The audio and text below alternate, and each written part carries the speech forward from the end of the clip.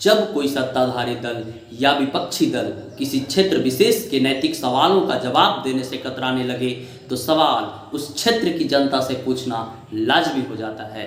मैं बात कर रहा हूं भारत के 543 लोकसभा सीटों में से एक चतरा लोकसभा क्षेत्र, जिसका सौभाग्य कहें या दुर्भाग्य कल्पना से परे है।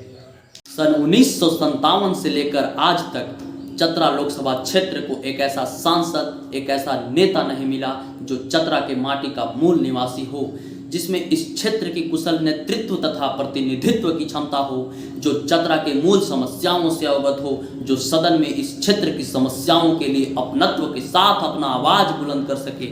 यह विषय वाकई में गंभीर है। जरा उस परिस्थिति का कल्पना कीजिएगा कि घर परिवार आपका हो और उस परिवार का मुखिया कहिए, प्रबंधक कहिए या कहिए मालिक कोई पड़ोसी हो, तो आपके घर का कितना कल्याण हो पाएगा। और सोचिएगा इसके उलट भी यही हुआ अभागा चतरा के साथ कि साल 1957 से ही बाहरी सांसदों का जीत का कारवां इस कदर आगे बढ़ा कि स्थानीय को मौका ही नहीं मिला।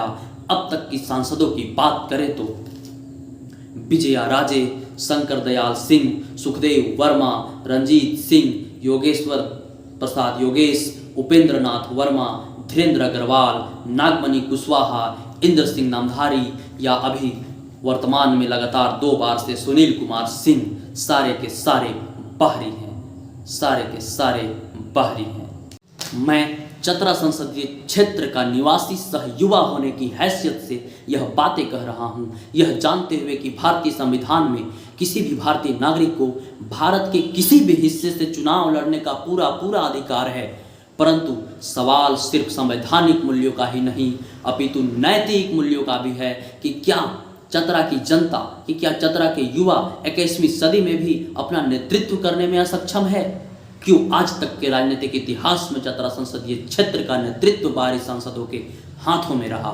सारी राजनीतिक राष्ट्रीय पार्टियां यहाँ की जनता को बेवकूफ समझा या सच में हम में क्षमता नहीं है या हमारी केवल झंडा ही उठाने तक की हैसियत है।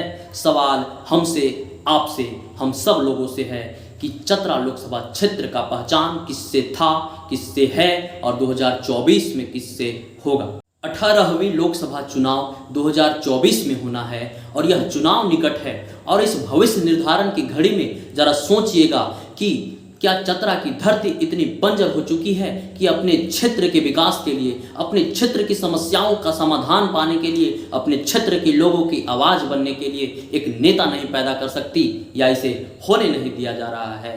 और यह भी सोचिएगा कि क्यों जरूरी है उस नेता का उदय होना जो उसी क्षेत्र का हो, क्यों जरूरी है उस नेता का चुना जाना जो उसी माटी का हो, क्यों जरूरी है उस नेता का उदय होना। अब विपिन विद्यार्थी को दीजिए इजाजत और आप चतरा लोकसभा क्षेत्र के इस महत्वपूर्ण विषय पर क्या सोचते हैं, अपनी राय हमें कमेंट बॉक्स पर जरूर दें। और एक कृपा और कीजिएगा कि इस वीडियो को इतना शेयर कीजिएगा कि चतरा लोकसभा क्षेत्र के हर आम आवाम तक यह सवाल पहुंच सके। इसके लिए मैं आपका सदा ऋणी रहूँगा। धन्यवाद। जय हिंद।